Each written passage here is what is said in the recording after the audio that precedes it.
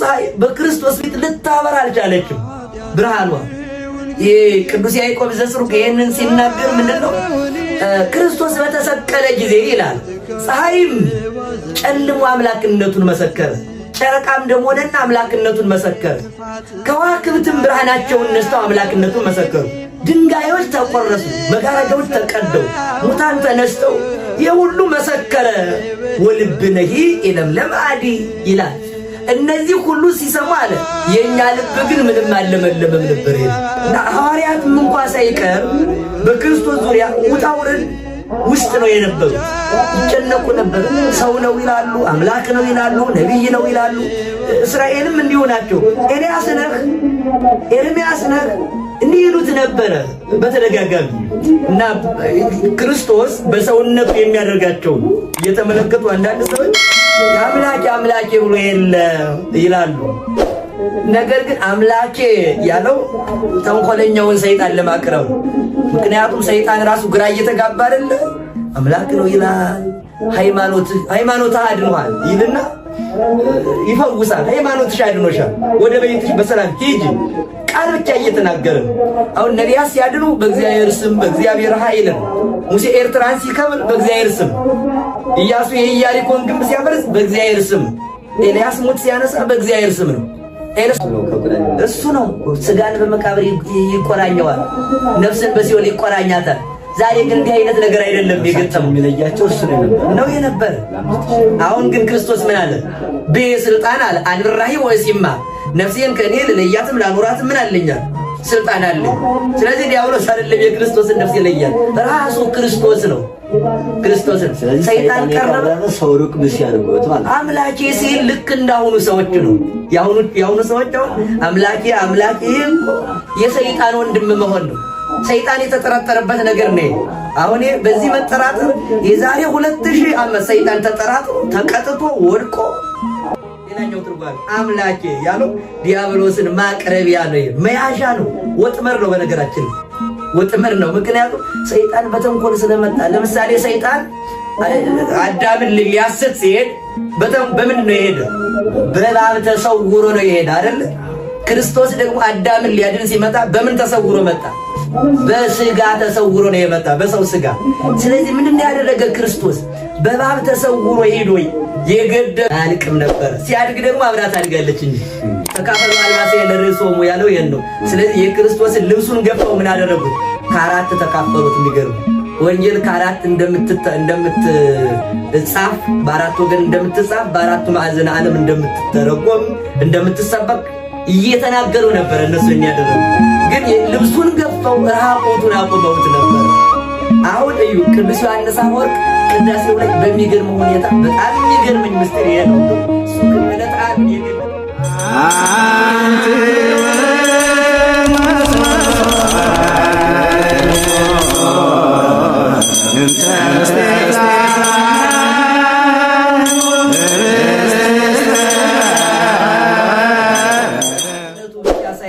ሰውነቱም ነው። ስለ ሰውነቱም ነው የለበሰው ስጋ ደግሞ እንደገና ፈጣሪነትን ገንዘብ ያደረገ ቢሆንም እንኳን ነገር ግን ከተዋህዶ በፊት ብጡር ስጋ ነበረ።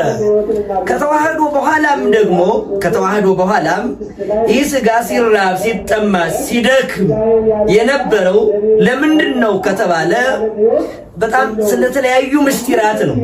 አንዱ ለቤዛነት የሚሰራ ነው፣ ለካሳ የሚሰራ አለ።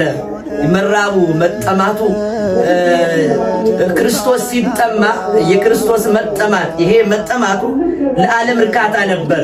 የክርስቶስ ይሄ መራቡ ለዓለም ጥጋብ ነበር። ድካሙም ልክ እንዲሁ ማለት ነው። ስለዚህ ለካሳ ስለሆነ ለቤዛነት ነው፣ ለካሳ ነው፣ ለአራያነት ነው። እነዚህን አጠቃላይ ሲያደርጋቸው ሌላኛው ለአጽድቆት ስሪት የሚያደርገዋል፣ ለአርድኦ መለኮት የሚያደርገዋል።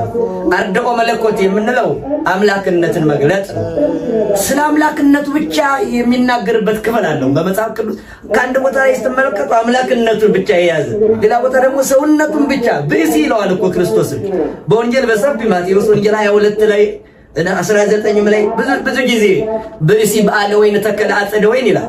የወይን ባለቤት የሚሆን ሰው ወይን ተከለ ይለዋል። ሰው ይለዋል።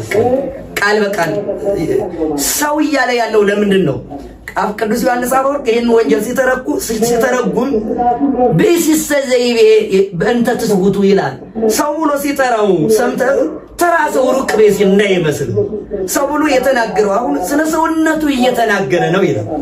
ስለዚህ በመጽሐፍ ቅዱስ ስለ ሰውነቱ የሚናገርበትን ክፍል ብቻ አይተን ካቆምነ አምላክነቱን እናጠዋለን። ስለ አምላክነቱ ብቻ እያየን ከሄድን ደግሞ እንደገና መራቡን መድከሙን ይሄን ሁሉ እንዘነጋዋለን። የክርስቶስ መከራ ሁሉ አጠቃላይ ይሄ መራቡ መጠማቱ መድከሙ ይሄ ክብር ነው። ምክንያቱም ወሰማይ ሕማማተ ወልዱ ክብረ ወስብሐት ይለዋል ቅዱስ ቄርሎስ። የልጁን መከራ ክብር አለው ይላል። ክብር ብሎ ሰየመው። የክርስቶስ መከራ ክብር ነው። አሁን ረሃብ ክብር ሊሆን አይችልም። ክርስቶስ ላይ ስንመጣ ግን ረሃብ ለሰው ክብር ነው። ጥም ክርስቶስ ላይ ለሰው ክብር ነው የሚሆን። የክርስቶስ መቆሰል ክብር ነው፣ መሞትም ክብር ነው፣ መገረፍም ክብር ነው። ስለዚህ የክርስቶስ መከራዎች ሁሉ ለሰው ክብር ናቸው። አሁን ቁስል እንዴት ብሎ ክብር ሊሆን ይችላል? የኔ ቁስል ነው አይደል? ሞትም ሞት ነው። ከክርስቶስ በፊት የነበረ የሰው ሁሉ ሞት ብቻ ነው። ክርስቶስ ሲመጣ ግን የሞትን ሕይወት ነው የቀየረው ራሱ።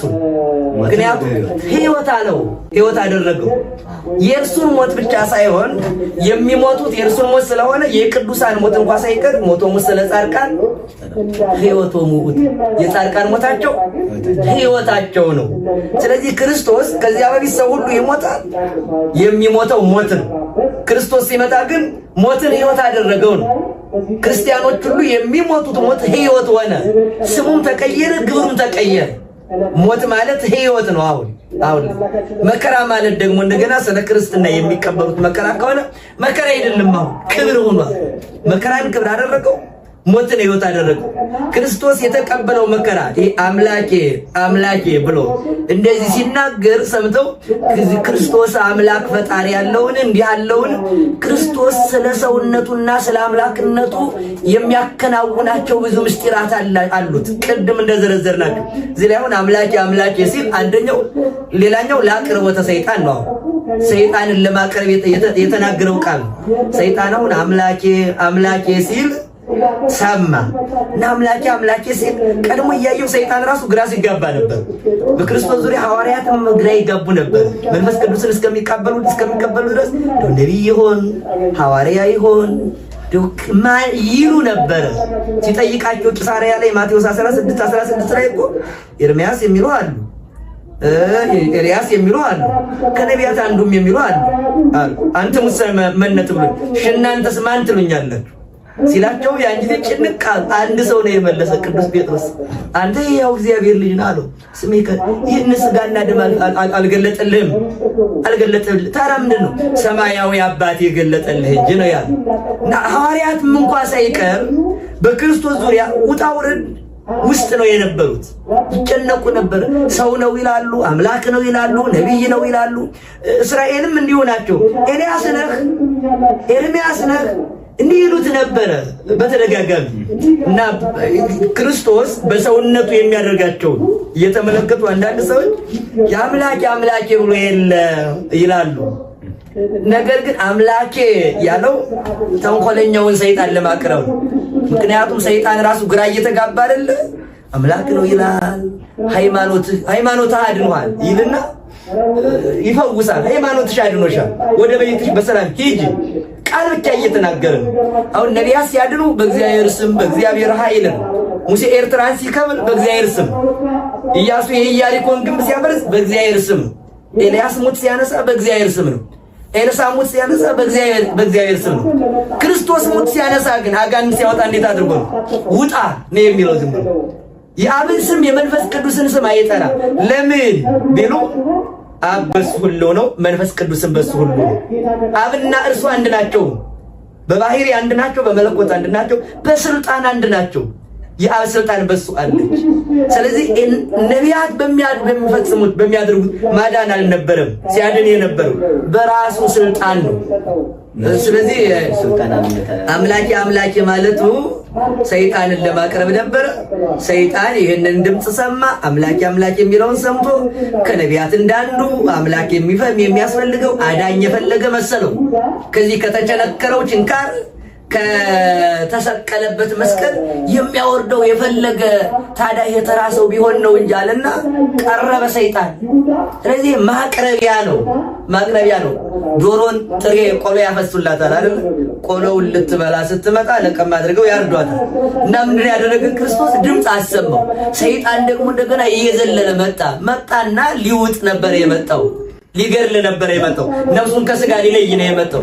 ከዚያ በፊት የሌሎቹን ሰዎች ሁሉ ነፍስ ሲለይ ነበር። 5500 ዘመን ነፍሳትን ሁሉ እሱ ነው ስጋን በመቃብር ይቆራኘዋል፣ ነፍስን በሲኦል ይቆራኛታል።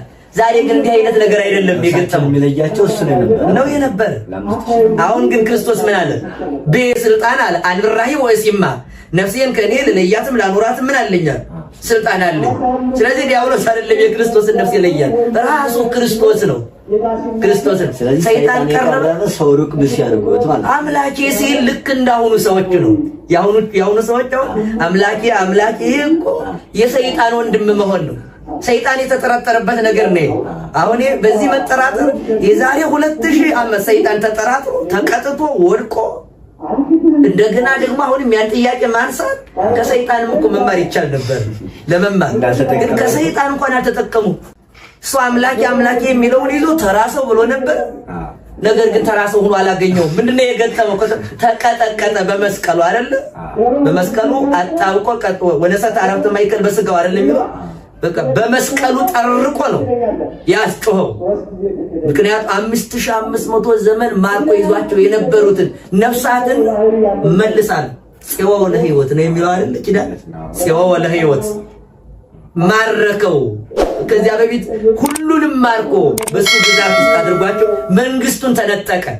በሰው ላይ ሰልጥኖ ነበር፣ ነግሶ ነበር። ሁሉንም የላሙ ውላጅ አድርጎት ነበር ሰውን ሁሉ። አሁን ግን ክርስቶስ መጣና አምላኬ የሚለውን ስም ድምጽ ሰምቶ ዲያብሎስ መጥቶ ሊወጋ ክርስቶስንም ሊውጥ ክርስቶስንም ነፍሱን ከስጋው ሊለይ ክርስቶስንም እንደነ አብርሃምም እንደነ አዳምም እንደ አቤል እንደ ቃየል ነበር የመሰለው። ሲመጣ ግን ምን አደረገው? በመስቀሉ ቀጠቀጠው። አሁን ስለዚህ አምላኬ ማቅረቢያ ነው መቅረቢያ ነው እሱ። ይሄን ሰሞኑን የሚገርም ነው። ጥሩ ነው ያለሱት። እንደው መንውቱ ዝንቱ ዘምስልጣኔ የሰባ ልጅ ሊተማኝ 5500 ዘመን በእኔ ስልጣን ተይዞ የነበረ ስጋን ተዋህዶ አለ እኔን ድል ያደረገኝ ማን ነው አለ። ማን ነው ድል ያደረገኝ? ምክንያቱም እንደውም ዝቅ ሲል የሚገርም ነገር ያስቀምጣል። ምንድነው ያለ? ውቱኬ ሰማያዊ ውቱ አለ። የሚገርመው አወቀው ማን ነው ብሎ ጠየቀና ቆይ ስጋ ለብሶ እኔን ያሸነፈኝ ማን ነው አለ መጀመሪያ። ለምን እንዲህ አለ? ምክንያቱም ስጋ የለበሰ ሁሉ አያሸንፈውም ነበር። አሁን ግን ስጋ ለብሶ ዛሬ ያሸነፈኝ ማን? ስጋ ለባሽ ሁሉ እኮ በእጄ ጭብጥ በእግሬ ርግጥ አድርጌ ስገዛው ነበረ። ማን ነው? ዘባሪያ ዝተከላኒ ገርዝ ገቢ ዘመከል እንደው ስብሐት ዘይከል አለ። ይሄ እንግዳ ብርሃን የማን ነው? ብርሃን አለ። እኔ የማውቀው ስጋ አይደለም እንግዳ ስጋ የት መጣ አለና ሊያውቀው ሲል ዝቅ ሲል እንዲህ አለ። ውጡቄ ሰማያዊ ውጡ አለ። እኔ አላውቅ ብዬ ነው እንጂ አለ እርሱ ሰማያዊ ኑሯል። መሰከረ ራሱ እሱ ሰማያዊ ኑሯል። እሱማ ብሏል። እንደው ዮሐንስ ወንጌል ምዕራፍ 1 አልቦ ዘአርገ ውስተ ሰማይ ከሰማይ ከወረደው በቀር ወደ ሰማይ የሚወጣ የለም ተብሏል ብሎ አስተምሯል ነበር። አዎ ከሰማይ ከወረደው በቀር ወደ ሰማይ የወጣ የለም። ማን ነው አለና ጠየቀ። ለካ ይሄ ከሰማይ የወረደው ነው። ከሰማይ ከወረደ በቀር ወደ ሰማይ የወጣ የለም። ትክክል እሱ ነው። እኔ አላውቅ ብዬ ነው እንጂ እንደውም ይሄን ሲጨርሰው ምን ብሎ ይጨርሰዋል? ዝንቱ እቱ ኢየሱስ ክርስቶስ ዘተሰቀለ ዘወቱ ጸጋማ የማኔ ይኮን አለ። እርሱስ አለ በቀኝ የነበረ አዳም በግራ የነበረ አዳም ወደ ቀኝ የመለሰው፣ የተዋረደውን ስጋ ወደ ላይ ከፍ ያደረገው፣ በመከራ ያነበረው ወደ ክብር የመለሰው፣ ኋለኛውን ስጋ ቀዳማዊ ያደረገው ኢየሱስ ክርስቶስ ኑሯል። ለካ እርሱ ነበር እኔ ያሰቀልኩት። እንደውም አንድ ነገር አለ በዚህ ውስጥ መተርጉማን ምን ያሉ የኢትዮጵያ ሊቃውንት ይሄ ካሽ መላሹ ነው ይናገራል አሉ። እንደ እደ ጎበዝ አንዳንድ የሀገራችን ሰው እንግዲህ ምሳሌው ትንሽ ቢጸንም እንኳን ሰው ጋር ይጣላል። የእናት አባቱን የወገኑን ገዳይ ይሄድና ይገርላል። ያው ከገደለ በኋላ እንደ ወንድነት ያዩታል። ትክክለኛ መግደል ግን ትክክል አይደለም። አዎ የትክክል ነፍስ ተብሎ ነፍስ አትግደል ተብሎ ግን እንደው ምሳሌውን የሚያደርጉትን ነው ገድለው ሲመለሱ የተገዳዮቹ ወገኖች በዱር በገደል በዋሻ በፍርክታ ይሆኑና ቆይ አንተ ማነህ ለመሆኑ ብለው ይጠይቁታል አሉ። ለመሆኑ አንተ ማነህ እናውቅ ዘንድ አንተ ማነህ ብለው ይጠይቁታል። ገዳዩ ሲጠይቁት ምን ብሎ ይመልሳል? እኔ የአባቴ የገሌን ደም የእናቴ የገሊትን ደም የማላስቀር እኔ ገሌ ነኝ፣ ሌሎችን አትሙ ተናግሮ ማለት ነው። ምክንያቱም ጀግና ነው ሰውየው። እንግዲህ ኃጢአት ቢኖርበትም መቼስ ዳዊት ጎልያድን በመግደሉ ጀግና ተብሎ የለ። ሳኦል ደግሞ ሳሙኤል ሳኦልን ሲገድለው ኃጢአት አልተባለበትም፣ እንደ ማቀናት ነው ያደረገው እና ይሄም አሁን ይሄ ሰው እንዲህ አይነት ለምሳሌ የቤተ ክርስቲያን ጠላት የሆነውን ቢመክር እንደ ቆስጠንጢኖስ ያለውን እንደዚህ ያለ ሰው ከሆነ ትክክል ይሆንለታል። ሲቀና ይሄ ምሳሌ የሊቃውንት ትርጓሜ እንጂ ቀጥታ ለሚገርለው አይደለም። ሊቃውንቱ እንደ ምሳሌ ያስቀምጠውታል። ግን ምሳሌው ራሱ ሊያገለግል የሚችለው አሁን ዳዊት ጎልያድን ገድሎ ሲመለስ ኤሎፍላውያን አንተ ማነህ ብለው ቢጠይቁት እናውቅ ዘንድ ለመሆኑ አንተ ማነህ ብለው ቢጠይቁት ዳዊት የሚመልሰው መልስ ከሆነ ይሆናል። እንደዚያ ቢሆን ይሄ ሰው አንተ ማነህ የሆነው ሆኖ ገዳያችን እናውቅ ዘንድ ማነህ ብለው ይጠይቁታል። እሱም የአባቴ የገሌን የእናቴ የገሊትን ደም የማላስቀር እኔ ገሌ ሌላ ሰው አትጠራጠሩ ብሎ ይናገራል። ኢየሱስ ክርስቶስ ደግሞ አሉ ምን አለ? ኢየሱስ ክርስቶስ ደግሞ እኔ የአባቴ የአዳምን የእናቴ የሔዋንን ፍዳ የማላስቀር እኔ ኢየሱስ ክርስቶስ ነኝ። ካሁን ቀደም በገዳም በሶስቱ የኃጢአት ራሶች ግንባር ክንብዬ ድል አድርጌ ነበረ። ሲተረጉሙ ይሄ ትርጓሜ ነው። በነገራችን ገዳም ላይ እኮ ቀጥቼ ነበረ፣ ግን አንተ ልብ የለህም አትሰማም። ተመልሰ መጣ እየተቀለበለብ ከስሩ እንደተነቀለ ወይራ አድርጌ ቀጥቼ አባርሬ ነበረ፣ ግን ይኸው መጣ እኔ ኢየሱስ ክርስቶስ ነኝ አለና ማርኮት የነበረውን ነጥቆ ቀጥቶ አሰናብቶታል ዲያብሎስን። ስለዚህ ምንድነው በዋናነት እሱን ለማቅረብ የተጮኸ ጩኸት ነው። ሌላኛው ትርጓሜ አምላኬ ያለው ዲያብሎስን ማቅረቢያ ነው፣ መያዣ ነው፣ ወጥመድ ነው። በነገራችን ወጥመድ ነው። ምክንያቱም ሰይጣን በተንኮል ስለመጣ። ለምሳሌ ሰይጣን አዳምን ሊያስት ሲሄድ በምን ነው የሄደ? በእባብ ተሰውሮ ነው የሄደ አይደል? ክርስቶስ ደግሞ አዳምን ሊያድን ሲመጣ በምን ተሰውሮ መጣ?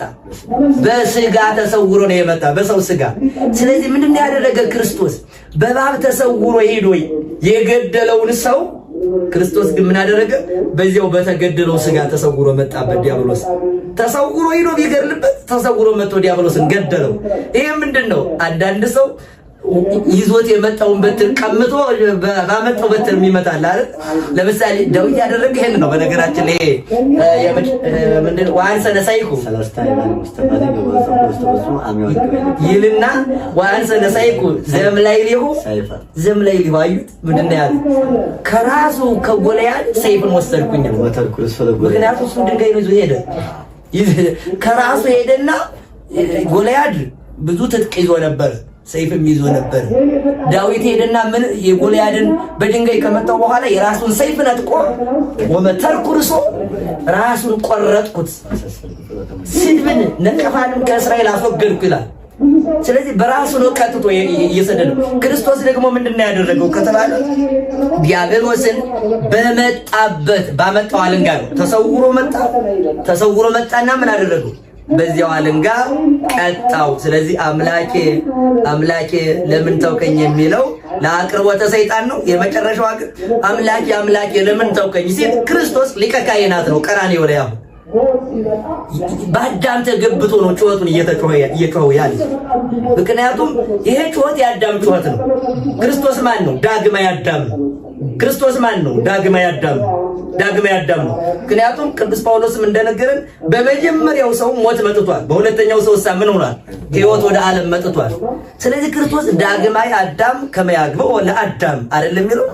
ሁለተኛው አዳም የቀደመውን አዳምን ወደ ገነት ሊመልሰው ሲመጣ የአዳምን ጩኸት ነው የጮኸው። የተራበው ረሃብም የአዳም ረሃብ ነው። የደከመው ድካምም የአዳም ድካም ነው። የሞተው ሞትም እኮ የአዳም ሞት ነው። ምክንያቱም የእኛን ሞት ወስዶ የእርሱን የወሰጠን ዘዚአነ ሞተ ነሳ ቅዱስ ኤፍሬም ወንቲያው ሕይወት ወሀበን የእኛን ሞት ወሰደ፣ የእርሱን ሕይወት ደግሞ ምን አደረገ? በጣም የሚገርመኝ ምስጢር ነው። በሕይወት ሞትን የሚለውጥ ማን አለው? ክርስቶስ ነው። ክርስቶስ ሕይወቱን ለኛ ሰጠና ሞታችን ወሰደ። ሞታችን ሲነሳ ሕይወቱን ሰጥቶ ነው ለኛ። ምክንያቱም ከኛ ሕይወት አልነበረም፣ ከሰው ሕይወት አልነበረም። ክርስቶስ ግን መዋቲም ሕያውም ነው። ቅድም እንዳለው በስጋ መዋቲ ሲሆን በመለኮቱ ምንድነው? ሕያው ነው። ሕይወቱን ሰጠና ሞታችን ወሰደ። ይህንን ያደረገ። ስለዚህ ክርስቶስ የተቀበለው መከራ ሁሉ የማን መከራ ነው ካል የአዳም መከራ ነው። የተሰደደው ስደት የማን ነው? የአዳም ስደት ነው። የተቸነከረው ችንካር የማን ነው? የአዳምን ነው። የአዳምን ነው። ምክንያቱም የኛ በሱ ቁስል ነው እኛ የተፈወስን በክርስቶስ ቁስል። ግን ያ ቁስል የቆሰለው ቁስል ለማን የሚገባ ነበር? ለአዳም ነው። የአዳምን ቁስል ነው የቆሰለው። የተሰቀለውም የአዳምን ስቅላት ነው። በዚህ ላይ አሁን አንድ ነገር እንረዳ። የቆሰለው ቁስል የአዳምን ነው። የተሰደደው ስደት የአዳምን ነው። የሞተው ሞትም የአዳምን ሞት ነው። የጮኸው ጩኸትም የአዳም ጩኸት ነው። የጮኸው ጩኸት የማን ነው? ሁለተኛው አዳም ነው። ተገብቶ መጮህ በአዳም ሞት። ስለዚህ አምላኬ አምላኬ ብሎ ሲጮህ በማን ቦታ ሆኖ ነው? በአዳም ቦታ ሆኖ ነው። ስለዚህ አዳም ሊጮኸው የሚገባውን ጩኸት ማን ጮኸው? ሁለተኛው አዳም ጮኸው። የመጀመሪያው አዳም ቢጮህ እንደ አምላኬ አምላኬ ቢል ተሰሚነት የለውም። ቅዱስ ዮሐንስ አፈወርቅ እንደነገረና ሃይማኖተ አበው ምዕራፍ 66 ላይ በባሕር ውስጥ ያለ አሳ አብዝቶ ይጮሃል፣ ነገር ግን ቢጮህም እንኳን ድምፁ አይሰማም ይላል። አዳምም እንደዚህ ሆኖ ነበር። ኃጢአቱ ጩኸቱ የማይሰማ ሆኖ ነበር። ይጸልያል፣ ጸሎቱ አይሰማም። መስዋዕት ያቀርባል፣ ፍጹም ድነት ለማግኘት ግን አልቻለም ነበር። በእግዚአብሔር እጅ ለመያዝ አቅቷቸዋል። ስለዚህ ባሕር ውስጥ ኃጢአቱ እንደ ባሕር ሆኖ በላያቸው ላይ ሆኖ እነሱ ደግሞ በውስጥ በኃጢአት ባሕር ውስጥ ሰጥመው ነው ይኖሩ የነበረው። ስለዚህ ክርስቶስ አሁን የጮኸው የማንን ጩኸት ነው ከተባለ የአዳም ጩኸት ነው። አምላኬ አምላኬ ሲል በማን ተገብቶ ነው ከተባለ በአዳም ነው። ስለዚህ አምላኬ ሲል በአዳም ተገብቶ እንደሆነ ሁሉ ይሄን ጩኸትም የሚሰማው እሱ ነው። አምላኬ አምላኬ የሚለው በአዳም ቦታ ሲሆን በአዳም ቦታ ሆኖ የተጮኸውን ጩኸትም የሚሰማው እርሱ ራሱ ክርስቶስ ነው። ስለዚህ ሰዋኢ ነው፣ መስዋዕት ነው፣ ተሰዋኢ ነው። መስዋዕት አቅራቢ ነው፣ ራሱ ደግሞ መስዋዕትም ነው።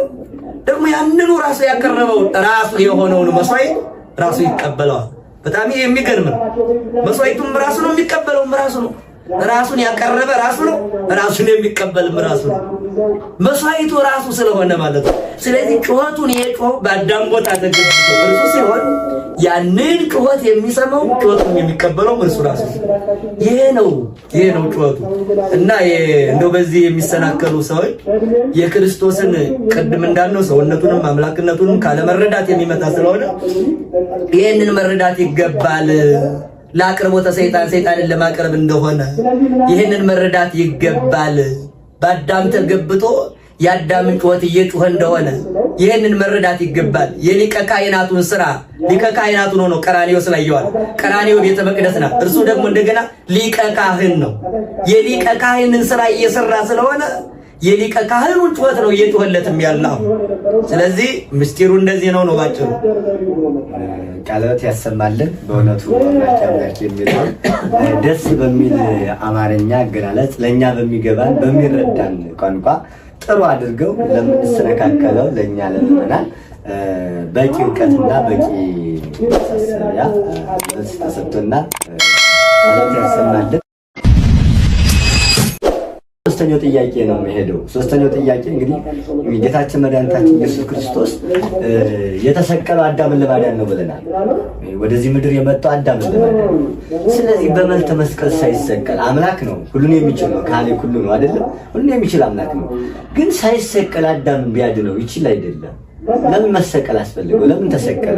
ዝም ብሎ አዳምን ማዳን ይችል ነበር። ስለዚህ ለምንድን ነው የተሰቀለ? መሰቀል ለምን አስፈለገ የሚለውን እንደው ሶስተኛ ጥያቄ ይሄንን መልስ ቢሰጡን ለሁላችንም። ምክንያቱም የተሰቀለው ምን ፈልጎ ነው? ዝም ብሎ በቃሉ ይሄው ወልዴ ብሎ ሌሎቹ እንዳዳና አዝበ ቃል ከይሄው ወልዴ ብሎ ያ ንጉስ ወይም ደግሞ ያ መቶ አለቃ ልጅ ድኖለታል አይደል? አዳምን እንዳም ገነት ግባ ብሎ ቢያዘው በዛሬው ቀን አይተናል። በለታል አይደለ? አያታዊ ዘይማንን በቀኝ የነበረው በገነት ዛሬ እንደሚሆን ትሄዱስ ብሎ በገነት ዛሬ ከኔ ጋር ትኖራለህ ብሎ አድኖታል። አዲያን ሁሉ መከራ ያን ሁሉ ሰዎች ሲጨፈጭፍ አንገት ሲቆርጥ ቋንጃ ሲበጥስ የነበረውን ወንበዴ የምስት ሄሉስ ዛሬ በገነት ትኖራለህ ብሎ በገነት ያስገባ ማለት አዳምን 5500 ዘመን እንዲቆይ ያደረገው አዚያም ደግሞ በመንግስት ሲዘከረው ዛሬ ትድናለህ ብሎ እንደዚህ ወንበዴ ገነት ያስገባ ትችል ነበር። መሰቀል ለምን አስፈለገ? እና ይችኛው ማብራሪያ ቢሰጡባት። ጥሩ ጥያቄ ነው። ክርስቶስ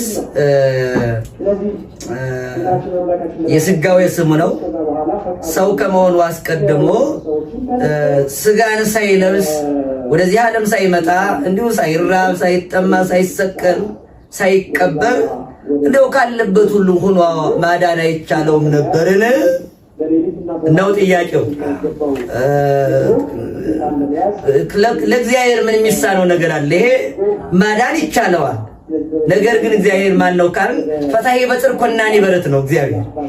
እግዚአብሔር እውነተኛ ፈራጅ፣ እውነተኛ ዳኛ ነው። እውነተኛ ዳኛ ደግሞ ፍርዱ እውነት ነው። የፈረደውን ፍርድ ደግሞ በእውነት እንዲፈጸም ይፈልጋል። እግዚአብሔር ማዳን ይቻለዋል። ነገር ግን ደግሞ በዚህ በኩል ላድን ካልም ደግሞ ይሄ ደግሞ የእግዚአብሔር ደግሞ መለኮታዊ ባህሪያዊ ፈቃዱ ነው። በዚህ መልኩ ላድን ያለ ግን እንደው መጻሕፍት እንዴት ያዩታል ይሄንን ከተባለ ለምሳሌ ያህል አዳም ሙቷል። አሁን ነፃ ፈቃድ የተሰጠው ሰው ነው። ብትበላ ትሞታለህ፣ ካልበላ ደግሞ ትኖራለህ ለዘላለም ነው። ስለዚህ የመጀመሪያው ፍጥረት አዳም ሙቷል። ለምን ሞተ ከተባለ መሞት ስላለበት ነው የሞተው። እግዚአብሔር ምን ብሎታል? አዳም ብትበላ ምን ትላለህ? ትሞታለህ። አሁን አዳም መሞት አለበት ወይስ የለበትም ነው ጥያቄው። ስለበላ ይሞታል። አዎ ስለበላ ይሞታል። ባይሞትስ? አሁን ባይሞት ለምሳሌ አዳም አሁን ዕፀ በለስን በላ ሞተ፣ በነፍሱም ሞተ በስጋውም ሞተ። በለስን ሲበላ ወዲያው የነፍስ ሞት ከእግዚአብሔር የመለየት ሞት አገኘው። ትንሽ ቆይቶ ደግሞ 930 ዓመት ከቆየ በኋላ በስጋው ሞተ። ልጆቹም ሁሉ ወደዚህ ሞት ገቡ ነው። ግን አዳም ባይሞትስ? ምክንያቱም ከበላ ትሞታለህ ነው። አሁን ይሄ የእግዚአብሔር ቃል ነው። ከበላ ትሞታለህ አይደል? እግዚአብሔር ደግሞ የተናገረውን አያስቀርም አይደል? አያስቀርም። የማያስቀር ስለሆነ ከበላ ትሞታለህ ስለተባለ አዳም መሞት አለበት። አዳም ሲሞት ደግሞ እንደገና የተፈረደበት ፍርድ ሲበላ የተፈረደበት ፍርድ ሞት ነው። አሁን የአዳም ፍርድ ገንዘብ አይደለም። ይሄን ያህል ገንዘብ ታመጣለህ እንዳሁን ሰው ሲታሰር በዚህን ያህል ገንዘብ ተለቀቀ ይባላል አይደል? አዳም ግን ከበላ ምን ትላለህ ነው የተባለው? ትሞታለህ። ስለዚህ አዳም አሁን ምን ማለት አለበት? መሞት አለበት። ሙቷል። የተፈረደበት ፍርድ ሞት ነው። ሞት ከሆነ ደግሞ እንደገና ይህንን ከፍሎ የሚያድነው ነው የሚያስፈልገው፣ ሌላ አይደለም። በሌላ በተይ ፍርዱ ሞት ነው። ፍርዱ ሞት ከሆነ ሙቶ የሚያድን ነው የሚያስፈልገው። ሙቶ የሚያድን ደግሞ እንደገና መላእክት መጥተው ሙተው እንዲያድኑት መላእክት በባህሪያቸው አይሞቱም ማለት ከእግዚአብሔር የመለየትን ሞት ነው እንጂ አዳም በስጋ የሞተውን ሞት መሞት አይችሉም እነሱ። ማን ያድነው? አሁን ለምሳሌ ይስሐቅን አብርሃም መስዋዕት አድርጎ አቅርቦት ነበረ የሚያድን መስሎት ማለት ነው። ነገር ግን ምንድን ነው ያለው አብርሃም? አይ በአንተ ልጅ በፍጡር ደም ዓለም አይድንም ነው ያለው። አሁን የክርስቶስ ምሳሌ ነው ይስሐቅ። በይስሐቅ ፈንታ በጉ ተሰውቷል። ያ የተሰዋው በግ በይስሐቅ ፈንታ የተሰዋው በግ የክርስቶስ ምሳሌ ነው። ይስሐቅ ደግሞ እንደገና የዚህ ዓለም ምሳሌ ነው። ይስሐቅ የዚህ ዓለም በጉ ስለ ይስሐቅ ነው የተሰዋ፣ ክርስቶስም ስለዚህ ዓለም ነው የተሰዋ። የይስሐቅ ግን በጉ አብርሃም ቢያቀርበውም እንኳን ዓለምን ሊያድን አልቻለም። ግብረ ሕማሙ ላይ ይሄንን በሚገርም ሁኔታ ይገልጠዋል። የንታ እንዴ ብሎ ይገልጠዋል ይሄንን እግዚአብሔር አብርሃምን እንዲህ ይለው ነበር ይላል። ምን ይለው ነበር? አንተም ሰዋው እኔም ልሰዋው ይለዋል። ልጅን ሰዋና ልጅን ልሰዋ አብርሃም ይስሐቅን የሚወደው ልጅ ነው። በሚገርም ሁኔታ እንግዲህ በስተርጅናው የወለደው የስለት የመጻት ልጅ እኮ ነው፣ የሚወደው ልጅ ነው። እና አብርሃም ይስሐቅ እንጨት ይዞ የመስቀሉ ምሳሌ ነው እንጨቱ። አሁን እሳት ይዞ ሁለቱም በቀኝና በግራ የነበሩትን እረኞች የፈያታዊ ዘየማንና የፈያታዊ ዘጸጋም ምሳሌ ናቸው። ሁለቱ እረኞች እንጨት ተሸክሞ የሄዱት እነዚያ ተሸክሞ ወደ ሞሪያ ተራራ ሲሄድ ይሄ የቀራንዮ ምሳሌ ነው። ተራራው እግዚአብሔር አብ ከሰማይ ሆኖ ያናግረው ነበር። ምን ይለው ነበር? አንተም የምትወደው ልጅ ሰዋ፣ እኔም ልሰዋልህ ይለዋል። ይነጋገሩ ነበር። ነገር ግን ሊሰዋው ቢያቀርበውም እንኳን ምንድነው ያለው? በአንተ ልጅ ደም ዓለም አይድንም፣ ምክንያቱም ያንተ ልጅ በራሱ በአዳም የኃጢአት ቀንበር ስር ነው። ይስሐቅ ዓለም ላይ አያድንም። በኃጢአት ያልተያዘ ይፈልጋል። ይበቃ፣ ማንም ሊያድን አይችልም። ነገር ግን የሚሞት አካል ያስፈልጋል ደግሞ፣ ምክንያቱም የሞት ፍርድ አለ። የሞት ፍርድ እስካለ ድረስ ሌላ ነገር ቢሆን ፍርዱ በሌላ መዳን ይቻል ነበር። አሁን አንድ መልአክ መጥቶ አንድ ነገር አድርጎ ማዳን ቢቻል ጥሩ ነበር። ነገር ግን በመልአክ የሚሆን አይደለም ብሏል ኢሳይያስ። በአማላጅ የሚሆን አይደለም፣ እርሱ ራሱ መምጣት አለበት። እርሱ ራሱ ያለ እርሱ ማዳን የሚችል የለም። ስለዚህ ምንድነው ኢሳይያስም ስለዚህ ቀን ሲናገር በሚገርም ሁኔታ አይኦቱ ዝንቱ ቅዱስ ያሬድ ድጓው ላይ እየተረጎመው በዚህ መካ ዘይወጽም ኤዶም ይላል። ቀይ ልብስ ለብሶ ከኤዶምያስ ሲወጣ የማየው ይሄ ማን ነው ይላል። ቀይ ልብስ ለብሶ ከኤዶምያስ የሚወጣው ይሄ ማን ነው ካለ በኋላ ይመልስለታል። ቀይ ልብስ የለበሰው የሚያድንም የሚረዳም እንደሌለ ባየው ጊዜ ይላል ወሶበሪኩ ከማልወ ዘይረዳው አልወ ዘይያድን። ቀይ ልብስ የለበሰው ነው።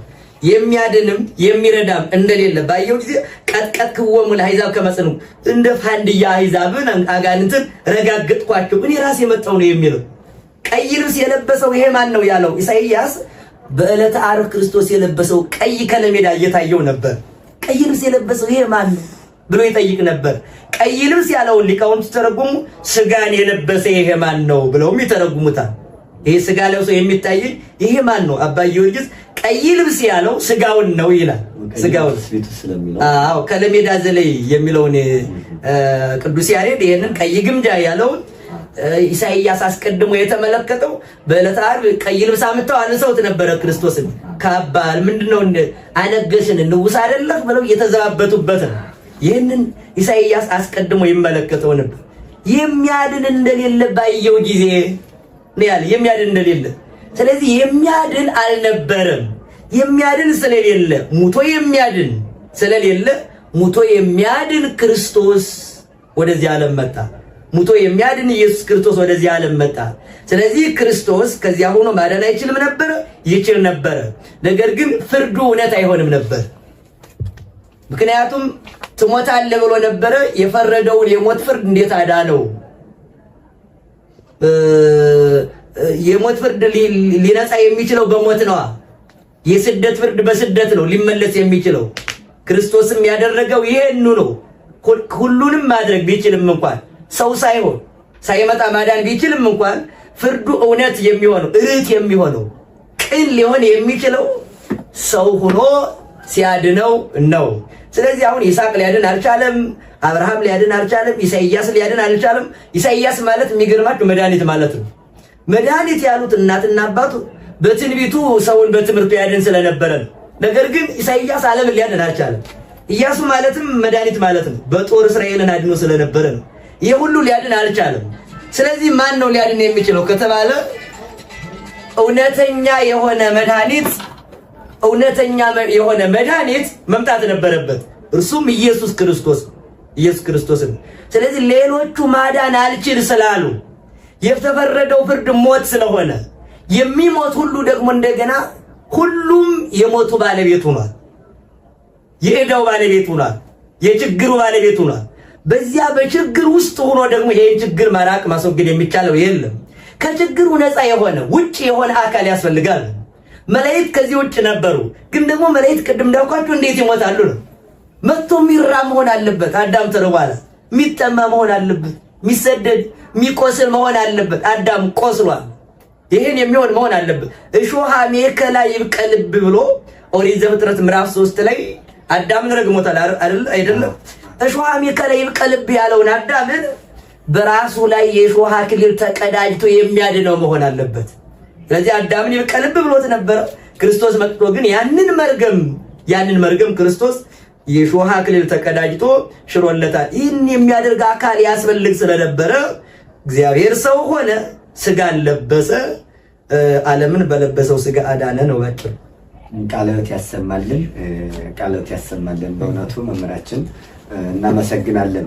ከዚህ በመቀጠል እንግዲህ የአዳም ያው መድኃኔ ዓለም ክርስቶስ ተሰቅሎ እንዳዳነበት ፈታኝ መሆኑን የሚያሳይ መሆኑን መገለጽ አድርገውልናል። አራተኛው ጥያቄ ደግሞ ለመምህራችን ማቀርብላቸው ፀሐይ ጨረቃ ለምን ብርሃናቸው እነሱ? እንግዲህ መድኃኔ ዓለም ክርስቶስ በተሰቀለ ቀን ፀሐይ ጨረቃ ከዋክብት ረግፈዋል። ፀሐይ ደግሞ ብርሃን ነስታለች። ፀሐይ ጨረቃ ደግሞ ያው ደም ሆናለች። እነዚህ ፍጥረታት እንግዲህ 7 ታምራት ነው ለታዩ በቤተክርስቲያናችን አስተውሎ የሚታየውና የሚነገረውና ይህ ሁሉ የሆነበት ምን ሆነው ነው? ምክንያቱ ምንድነው? ፀሐይ ጨረቃ ምን ሆነው ነው እንደዚህ ሆኑት የሚለው እንደ ማብራሪያ ቢሰጡ ምዕመናን እንዲያውቋቸው። በዚሁም ላይ የሚሰጡ ፀሐይ ጨረቃ ምክንያታቸው የሆነ እርቃኑን የክርስቶስን አላሳይም ብለው ነው አይደለ? እዚህ ጋር አሁን ላይ እኛ ትውልዱ ያለ ነው እርቃናችን ጥለን የምንለው ትውልድ አማረልን ብለን የሌላ ዘመን ወይም የሌላ ባይድ የሌላ ማዶ ትውፊትና ባህል አምጥተን ዘመናዊ በማለት ለውጠን እርቃናችን ጥለን የምንሄድ ስላለን ለዚህም አብረው ለትውልዱ ላለነው ትውልድ እርቃናችን አንሸፍን ብለን እርቃንን ገልጦ መሄድ ዘመናዊነት ተብሎ እየተነገረበት ያለበት ዘመን ስለሆነ እንዴት ጨረቃ ከዋክብት ምን ረገፉ ምን ውስጥ ብርሃናቸው እነሱ የሚለው እንደዚያው ጋር አብረው እንደ ምክርም መልስም ቢሰጡናል። ጥሩ ጥያቄ ነው።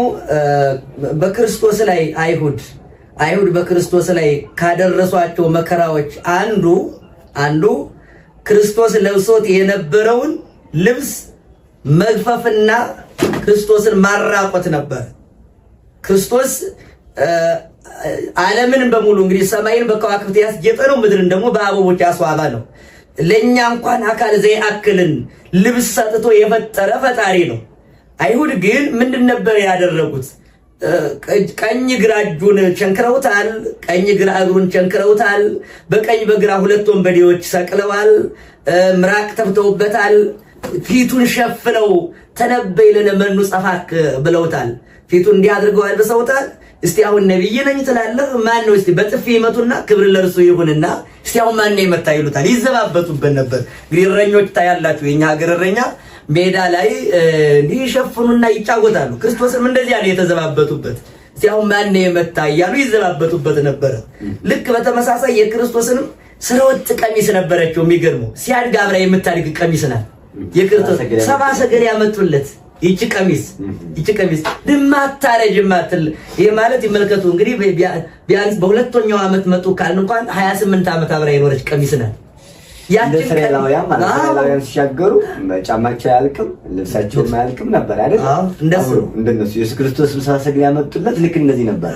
አያልቅም ነበር። ደግሞ አብራት አድጋለች እንጂ ተካፈሉ አልባሰ ለርሶሙ ያለው ይሄን ነው። ስለዚህ የክርስቶስን ልብሱን ገፈው ምን አደረጉት?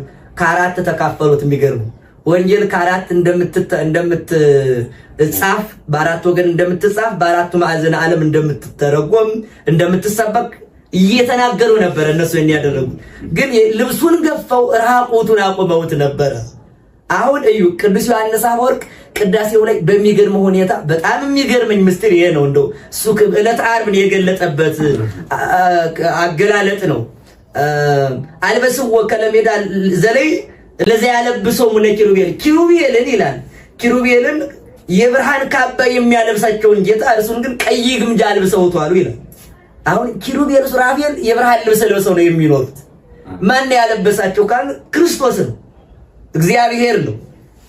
አዳም የብርሃን ልብስ ነበረው አይደል? ለአዳም የብርሃን ልብስ ያለበሰን ጌታ ዛሬ ግን የለበሰውን ልብስ ቀምተው ራቁቱን መስቀል ላይ እንዲሰቀል አደረጉት። ካደረሱበት በጣም የሚያሳዝኑ መከራዎች በፊቱ ተንበርክከው ይሰግዱለት ነበር አይደል? ይሰግዱለታል። የሚሰግዱለት ለምን መሰላችሁ? እየተዘባበቱበት ነው። ያው ሳቅ ስላቅ ይባላል፣ ተሳልቆ ዝብት ምጸት ይባላል። በቅን ይሄ ሳቅ ዝብብት ነው። ምክንያቱም እግዚአብሔር ነኝ የእግዚአብሔር ልጅ ነኝ የሚሉ ትምህርቶችን ከአብ ጋር አንድ እንደሆነ ሲያስተምር አብን ያየኔን አየን፣ አብን የሰማኝን ሰማ እያለ ይህንን ሲያስተምር ሰምተውታል። ንጉስነቱን አውቀዋል። ጲላጦስ የእስራኤል ንጉስ አንተ ነህን ብሎ ጠይቆት አንተ ትቤ አንተ አልክ ብሎታል። ስለዚህ አንተ እንዳልከው አሁን ንጉስ ነኝ ማለቱ ነው። ይሄ ነው። ስለዚህ እነሱ በፊቱ ተንበርክከው ምን ያደርጉ ነበር? ይሰግዱለታል። የኛ ንጉስ ማለታቸው ነው። በነገራችን የኛ ንጉስ እየተዘባበቱበት ነበረ። ምንድነው ቅዱስ ዮሐንስ አፈወርቅ ይህን ሲገልጥ ወአስተበረኩ ቅድሜሁ ለዘሎቱ ያስተበረኩ ኪሩቤል በፊቱ ቀርበው ተንበርክከው የሚሰግዱለትን ጌታ እነርሱ በፊቱ ቁመው ተዘባበቱበት ይላል። ኪሩቤል የሚሰግዱለት አምላክ፣ ሱራፌል የሚርዱለት የሚንቀጠቀጡለት አምላክም እነሱ ግን በፊቱ ቁመው ይስቁበት ይሳለቁበት ነበር። አሃዝሁ ለአሃዜ ኩሉ ወመለክሁ ለመላእክት ኩሉ ይላል ቅዳሴው ላይ አፈወርቅ። ሁሉን የያዘውን ጌታ እንዴት ያዙት በእጃቸው ነው የሚለው። እንዴት ይዘው ወሰዱት፣ እንዴት ወደ መስቀል ወደ ቀራኔው እንዴት ወሰዱት ይላል። በጣም አይሁድ ላይ የምንመለከተው አሁን አይሁድ በማን እጅ ናቸው ያሉት? እግዚአብሔር ዓለምን በምን እጁ ነው የያዛት? አሃዚ ዓለም በእራሁ ነው አይደለ? የኢትዮጵያ የኦርቶዶክስ ተዋሕዶ ቤተክርስቲያን ዓለምን በፍኙ የያዘ ጌታ ነው ብላ ታምናለች። ዓለምን በፍኙ ሲይዝ አሁን አይሁድ በዚህ ውስጥ ያየሉ አሉ አይደለ? በሱ እጅ ሆነው እሱን ሊይዙት ሄዱ። አያችሁ፣ ለነርሱ አካል የፈጠረን ጌታ ልብሱን ገፈው ነው ያዋሉት። ልብሱን ገፈው። ስለዚህ ቀኝ ግራ እጁን ቸንክረው ዘንግ አምጥተው እስቲ ያዝ ብለው አሳዩት። አስያዙት። ለምንድነው ዘንግ ያስያዙት መሰላችሁ? ይሄው በትረ መንግስት አስያዝን ንጉስ አይደለህ እያሉት ነው። ነገስታት በትረ መንግስት ይዙ የለ አስያዝን ብለው ይዘበቱበት። ዘውድ የሾህ አክሊል ለምን ደፉበት ከተባለ ይሄው ዘውድ ደፋንልን ንጉሳችን እያሉ ሲዘባበቱበት ነው። በራሱ ላይ ዘውድ የደፉበት። አንድም አዳምን ራሱን እየቀጠቀጡ አጋንንት ወደ ሲኦል አውርደውት ነበርና ለዚያ እየካሰ ነው። አይሁድ ራቆቱን አቁመውት ስለነበረ የአይሁድ ልቡና ሲዘጋ ፀሐይ፣ ጨረቃ፣ ከዋክብት ምስክር ጀመሩ። በጣም የሚገርመው ይሄ ነው። ኦሪት ዘፍጥረት ምዕራፍ 7-8 ላይ ኖህ ራቁቱን ወይን ጠጥቶ ራቁቱን ቆሞ ነበር አይደል? ልብሱን ጥሎ ተራቁቶ ነበር ነው የተባለው የሰዎች ሁሉ አባት። እና ራቁቱን በቆመ ጊዜ በዚህ ጊዜ ካም የተባለ ከነዓን ለካም ነግሮታል። ከነዓንና ካም ምንድነው ያደረጉት? ራቁቱን ሄደው አዩና እንደውም ከነዓን ሳቀበት። የሚገርመው ርቃኑን አይቶ። ሴምና ያፌት ግን ምን አደረጉ? ልብሱን ያዙና የኋሊት ሄዱት። ርቃኑን አናይም ብለው ሂደው ልብሱን አለበሱት። አንድ ቤተ ክርስቲያናችን ሊቀን ሲተረጉ ሴምና ያፌት ፀሐይና ጨረቃ ናቸው ይላል። ፀሐይና ጨረቃ ናቸው። ርቃኑ ራቁቱን አናሳይም ያሉ ሂደው ልብሱን ያለበሱት። የሳቀበት ካም ደግሞ የይሁዳ ምሳሌ ነው ይላል። የይሁዳ ምሳሌ ነው። ስለዚህ ክርስቶስ እንዲህ ተራቁቶ ሳለ ፀሐይ ይህን ርቃኑን ለሰው ታሳይ ዘንድ አልሻተችም። አባ ጊዮርጊስ እንደውም ምንድነው ይላል? የአማናዊው ፀሐይ ኃያልነት ታናሿን ፀሐይ ያጨልማት ይላል። ነው በታላቁ ፀሐይ እንግዲህ ፀሐይ ምን ብርሃን አላትና ልታበራ ትችላለች በዚያ ሰዓት ይላል። ምክንያቱም እቺ ለፀሐይ ብርሃን የሰጣ ጌታ ነው። አሁን መስቀል ላይ አሁን በመከራ ላይ ያለ ብርሃን የሰጣት ጌታ ነው። ለጨረቃ ብርሃን የሰጠ ጌታ ነው። ፀሐይ በዚህ አሁን ታበራ ዘንድ ምን አቅም አላት? የሻማ ብርሃን በፀሐይ ብርሃን ላይ ምን ኃይል ሊኖረው ይችላል? አማናዊ ፀሐይ አሁን እቺ ማለት ሌሊት ደመና ክረምት በጋ የሚፈራረቃት ፀሐይ ናት ይቺ ፀሐይ። ይቺ ፀሐይ ግን አሁን ክረምትና በጋ የማይፈራረቁት ፀሐይ ተሰቅሏል። ዝንቱ ፀሐይ ዘበይንት ያው የቅዱሳን ፀሐያቸው ነው። እሱ አሁን ቅዱሳን ፀሐይ የላቸውም። ሲበቁ እርሱ ነው ፀሐያቸው አይደለ? ፀሐያቸው ክርስቶስ ነው። ያለ ዝናም ያለ ፀሐይ ነው የሚኖሩት። አሁንም ፀሐይ ትወጣለች ይላል አንድ ባይተው። ለምንድን ነው እንዴ የተባለ ከተባለ የማይጠልቀው ፀሐይ ክርስቶስ በውስጡ ስላለ ፀሐይ ዘያርብ የማይጠልቀው ፀሐይ። ስለዚህ እቺ የምትጠልቀው ፀሐይ በክርስቶስ ፊት ልታበራ አልቻለችም ብርሃኗ። ቅዱስ ያዕቆብ ዘስሩግ ይሄንን ሲናገር ምንድነው ክርስቶስ በተሰቀለ ጊዜ ይላል ፀሐይም ጨልሞ አምላክነቱን መሰከረ፣ ጨረቃም ደም ሆነና አምላክነቱን መሰከረ፣ ከዋክብትም ብርሃናቸውን ነስተው አምላክነቱን መሰከሩ፣ ድንጋዮች ተቆረሱ፣ መጋረጃዎች ተቀደው፣ ሙታን ተነስተው የሁሉ መሰከረ። ወልብነሂ ኢለምለም አዲ ይላል። እነዚህ ሁሉ ሲሰሙ አለ የኛ ልብ ግን ምንም አልለመለመም ነበር ይላል። ይህ ጨረቃ ስትረዳ የአይሁድ ልብ ግን አልተረዳም ነበር። ጨረቃ ስታውቀው፣ ፀሐይ ስታውቀው፣ አይሁድ ግን ልባቸው እንደ አለት ደንድኖ ነበረ። ስለዚህ ፀሐይ መጨለሟ ትክክል ነው፣ ጨረቃ መጨለሟ ትክክል ነው። የክርስቶስን እርቃን አላሳይም ነው ነገር። ምክንያቱም በእርቃኑ የሳቀ ካምን ተብሏል፣ በአባቱ ተረግሟል። ክርስቶስን ለራቁትነት አሳልፎ የሰጠ ይሁዳም የሲኦል የመርገም ባለቤት ሆኖ ቀርቷል። ያፌትና ሴም ግን እርቃን የሸፈኑ ናቸው። ፀሐይ ጨረቃ ናቸዋ። አሁን ክርስቲያን ሊሆን የሚገባው ይሄንን ነው። እንደ ፀሐይ እንደ ጨረቃ ነው መሆን ያለበት፣ እንደ ይሁዳ አይደለም መሆን ያለበት። ብዙ እርቃን የምንሸፍነው ሊኖረን ይችላል። ለኛ ብሎ ክርስቶስ ሲራቆት አሁን በቤተ ክርስቲያናችን ብዙ ሰዎች አራቁተው የሚሰጧቸው ብዙ የቤተ ክርስቲያን እውነታዎች አሉ፣ ብዙ የቤተ ክርስቲያን ምስጢሮች አሉ። እነዚህን አራቁተው የሚሰጡ ካህናት፣ ዲያቆናት፣ መምህራን ካለን ይሄ ከሆነ የይሁዳ መርገም ሊደርስብን ይችላል። ስለዚህ የክርስቶስ መራቆት ለፀሐይ ለጨረቃ ተረድቷቸው እርቃኑን ሲሸፍኑ፣ ይሁዳ ግን መርገም ደርሶበታልና ብዙ ጊዜ በቤታችን ብዙ የተራቆቱ ሊኖሩ ይችላሉ። በረሃብ የተራቆቱ፣ በእውቀት የተራቆቱ፣ በደዌ ምክንያት የተራቆቱ በቤታችን ሊኖሩን ይችላሉ። እነዚህን መሸፈን ያንን በዕለተ ዓርብ ፀሐይ ጨረቃ የሸፈኑትን የክርስቶስን እርቃን መሸፈን ነው። ምክንያቱም ነዳያን ሲራቡ ክርስቶስ ለድሃው ከታናናሾቹ ለአንዱ ያድር ማድረጋችሁ ለእኔ ማድረጋችሁ ነው ብሏል አይደል? አንድን አስፋልት ላይ ወድቆ የተራቆተን በጎረቤት ሊሆን ይችላል፣ ጓደኛ፣ የትምህርት ቤት ጓደኛ ሊሆን ይችላል፣ የዶርሙ ጓደኛው ሊሆን ይችላል፣ አባት እናት የሌሉት ድሃው ሊሆን ይችላል። የዚያን እርቃን መሸፈን የእውቀት እርቃን ሊሆን ይችላል። ልብስ ብቻ አይደለም እርቃን፣ በነገራችን የሃይማኖት መራቆት ሊሆን ይችላል። ሃይማኖቱን አጥቶ የህይወት መራቆት፣ ህይወቱን አጥቶ የተራቆተ ሊሆን ይችላል። ከድንግልና የተራቆተ፣ ከጾም የተራቆተ፣ ከጸሎት የተራቆተ፣ ከፍቅር የተራቆተ፣ ከትትና የተራቆተ፣ ከትዕግስት የተራቆተ ሊኖር ይችላል።